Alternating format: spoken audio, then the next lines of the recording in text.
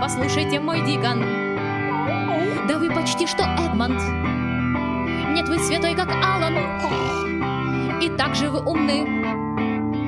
У вас такие перья, почти как у ворона. У вас рога такие, прости, я про мужа. Копыта очень стройные, вепрь, чистый вепрь. И верности полны. А если вы отравите... Ой, то есть не отравите. А если мы пошутим, кто ж рог и насмешит, он вам седло большое, ковер и новый орден в подарок сразу вручит, а может быть вручит.